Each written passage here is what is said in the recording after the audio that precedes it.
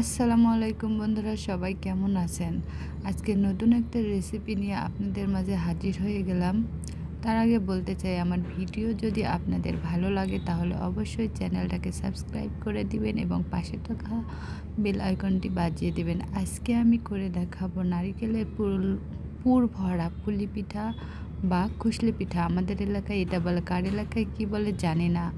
প্রথমেই আমি খেজুরের গুড় এবং আখের গুড় দুটো মিক্স করে নারকেলটা জাল করে নিচ্ছি।